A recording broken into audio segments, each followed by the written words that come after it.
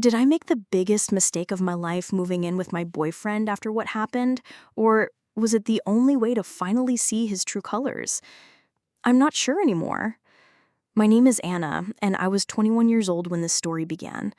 I never thought I would be the kind of person to share something like this online, but here I am. My story feels like a warning, but I still don't know if it's a warning for others or for myself. When I first met Ethan, he was 22 and seemed like everything I had ever wanted. He was charming, funny, ambitious. He had that kind of smile that made people believe him instantly. And for a long time, I believed him too. We started dating last year, and in the beginning, it felt like the honeymoon phase would never end. He brought me coffee before class, he memorized the little things I liked, he even surprised me with books I had once mentioned in passing. Everyone told me I was lucky. My best friend Emily said, "Anna, he seems perfect, don't mess this up." But even as she said it, there was a look in her eyes that made me wonder if she fully believed it. I brushed it off because who wants to question happiness when it finally shows up? But maybe that was my first mistake. Little by little, Ethan started testing me. At first it was small. Questions like, "Why didn't you text me back right away?" Or subtle digs about what I wore when we went out. I laughed them off, telling myself it was just nerves or insecurity. But the questions grew sharper. The digs turned into rules. And soon, I found myself explaining my every move, as if I were on trial in my own relationship. I told myself it was normal, that every couple goes through this phase. My mom always said love was about compromise. But what if the compromises start to feel like pieces of yourself being chipped away? Still, when Ethan suggested we move in together, I said yes. I told myself it would bring us closer. I told myself we would find our rhythm and that the tension would fade. But moving in wasn't the solution. It was the beginning of the storm. At first, it felt exciting. We found a small apartment, nothing fancy, but cozy enough to call our own. I decorated the living room with string lights and secondhand bookshelves. Ethan set up his computer desk, his pride and joy. For the first week, it felt like playing house. We cooked together, laughed together, and even argued about silly things like which way the toilet paper should hang. I thought maybe this is what real love looked like. But slowly, cracks began to show. Ethan wanted things his way. The kitchen had to be spotless, but only when he was in the mood to clean. He didn't like when I left a mug in the sink. He didn't like when I used his blanket instead of mine, and he especially didn't like when I wanted to spend time with friends without him. He said it was because he loved me, that he just wanted us to be close. But closeness started to feel like control. One night, I told him I wanted to visit Emily for the weekend. He looked at me like I had betrayed him. "Why would you rather be with her than with me?" he asked. His tone wasn't angry, but it was heavy enough to make me feel guilty. So I stayed. I canceled on Emily and told her I wasn't feeling well. Ethan smiled when I told him, and for a moment I felt proud. But then I realized, why was I proud of disappointing my best friend just to please him? That thought haunted me. But the cycle repeated. Ethan had ways of making me feel like choosing him was always the right choice, and I started to believe it. Until one night when I saw something I couldn't ignore. He had left his laptop open on the desk. I wasn't snooping, I swear. I just walked by, but the screen showed a chat between him and his friend, and there it was, in black and white. A step-by-step plan of how he might break up with me. How he would do it, when he would do it, and even what excuses he would use. My stomach dropped. My hands shook as I read the words over and over. I felt like the air had been punched out of my lungs. Ethan came into the room a few minutes later, and I shut the laptop quickly. He looked at me, suspicious. "Were you reading something?" he asked. I denied it, but the guilt on my face must have said otherwise. He grabbed the laptop, scrolled quickly, and then sighed. "Anna, it's not what it looks like," he said. My throat tightened. "Then what is it?" I asked. He explained that he didn't actually mean it, that it was just him venting, that his friend had pressured him into writing it out like a what-if scenario.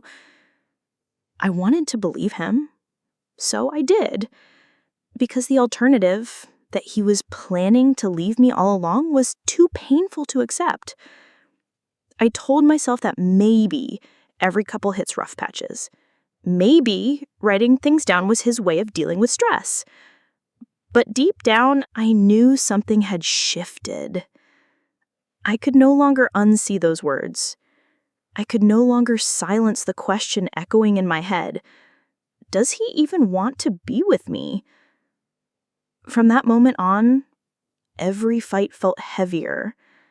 Every silence between us felt louder. And every time he smiled at me, I wondered if it was real, or if he was just waiting for the right moment to carry out his plan. I wanted to talk to Emily about it, but Ethan was already suspicious whenever I reached for my phone.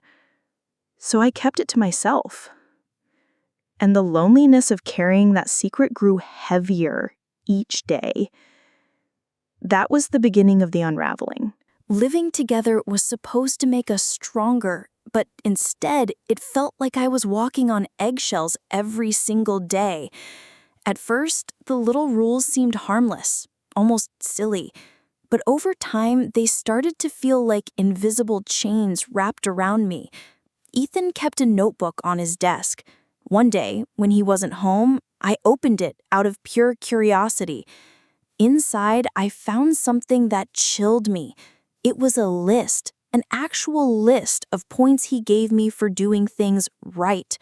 Things like making dinner the way he liked, or not questioning his decisions, or being pleasant when he came home tired.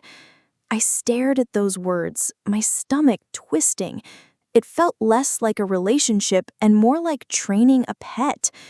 When I confronted him, he laughed. He said it was just a game. He swore it was a silly way to keep track of how we could be better together. I wanted to believe it was harmless, but something in me knew it wasn't. It wasn't love. It was control dressed up as care. And yet, I stayed, because part of me still wanted to believe in the boy who once brought me coffee before class. I told myself he was just stressed, that life had changed so fast for both of us. But the truth was hard to ignore.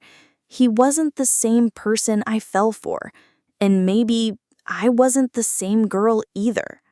Things only got worse when it came to my friends.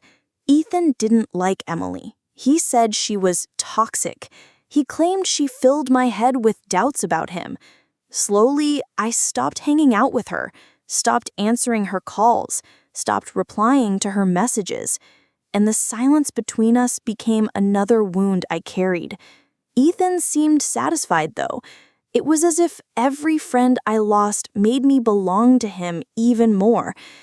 He said he was my best friend. He said he was all I needed. But what he really meant was that he wanted to be the only one I had. The breaking point came one night when I borrowed his phone to order food. A notification popped up. It was from the same friend I had seen in that chat before. I shouldn't have looked, but I did. And there it was again, another message about breaking up with me. Not just talk this time, detailed steps, when to do it, how to make me feel like it was my fault. And even a line about how he might get his things back from the apartment without paying another month of rent. My chest tightened as I scrolled. I felt like I was reading a playbook for my own heartbreak. When Ethan saw me holding his phone, his face went pale. He snatched it out of my hands and started yelling, accusing me of invading his privacy. but I couldn't hold back anymore. I screamed, asking him why he was planning to leave me like this, why he was writing these things about me to someone else instead of just talking to me. He swore it was nothing, that he was just venting again, that he had no real intention of leaving me. And just like before, against all logic, I chose to believe him, because the thought of losing him felt worse than the thought of being lied to. The days that followed were heavy. Every word felt like a test. Every glance carried suspicion. Every silence was unbearable. We were living together, but it felt like we were miles apart.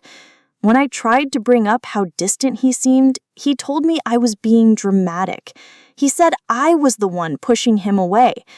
And maybe I started to believe that too. I wanted so badly to fix things. I cooked dinners I knew he liked. I stayed home instead of seeing friends. I did everything I thought a good girlfriend should do. But no matter how much I gave, it was never enough. And slowly I realized the girl I used to be, the one who laughed freely, who loved fearlessly, was slipping away. I looked in the mirror one morning and barely recognized myself. There were dark circles under my eyes. My smile felt forced.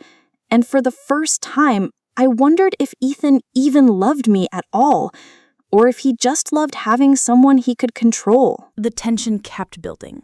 Arguments became louder, sharper, harder to recover from. Ethan started raising his voice at me over the smallest things. If I left the lights on, if I spent too long in the shower, if I forgot to answer a text right away. It was like he was keeping score, waiting for me to fail. And no matter how hard I tried, I always did. One night, we had one of the worst fights yet. I don't even remember what started it. Something trivial, something so small it shouldn't have mattered. But soon we were both shouting, both throwing words like knives. And then he did something I'll never forget. He slammed his fist on the table so hard, it cracked. The sound echoed through the apartment like a warning. I froze. I had never seen that side of him before. For the first time, I felt afraid of him. He apologized afterward. He cried, told me he was just stressed, told me he didn't mean to scare me. I wanted to believe him. But fear lingers. Once it's there, it never really goes away. From that night on, every argument carried the shadow of that moment. I never knew when his anger might explode again. I started tiptoeing around him, careful with my words, careful with my actions, careful not to set him off. But living like that isn't really living at all. The breaking point came weeks later. We were in the car, parked outside the apartment, another fight, another round of shouting. My emotions overwhelmed me, and I said something cruel, something I regretted instantly. He turned to me, his face red with rage, and then he slapped me. Just once, but once was enough. The world went silent in that moment. I couldn't even cry at first. I just sat there, stunned, staring at the person I thought I loved. He immediately said he didn't mean it, that it would never happen again, that I made him angry, but he still loved me. And in that twisted moment, I almost believed it. When I told my friends later, they were horrified. Emily, who I had been avoiding for months, begged me to leave. She said, "Anna, this isn't love. This is abuse." The word stung. Abuse. I didn't want to believe it applied to me. I wanted to believe I was stronger than that. But deep down, I knew she was right. Even our roommates noticed. They pulled me aside one night, asked if I was okay. I lied, of course. I told them we were just going through a rough patch. But I could see it in their eyes. They didn't believe me. They saw the way Ethan looked at me. They heard the way he spoke to me. And I think they were just waiting for me to admit the truth. The truth is, I don't know why I stayed as long as I did. Maybe it was love. Or maybe it was fear. Fear of being alone. Fear of starting over. Fear of admitting I had been wrong about him all along. But as the weeks passed, I realized something important. Staying wasn't protecting me. It was destroying me, piece by piece, day by day. And the more I stayed, the harder it would be to leave. So now here I am, at a crossroads. I still love Ethan, or at least the version of him I fell for, but I can't ignore the version of him that hurts me, the version that controls me, the version that broke my trust, my spirit, and maybe even my heart. I don't know what to do next. Do I walk away now, save myself, and try to rebuild my life? Or do I hold on to the hope that maybe, just maybe, he can change? Was moving in with him the biggest mistake of my life? Or was it the only way I could finally see who he really is? What would you do if I were you?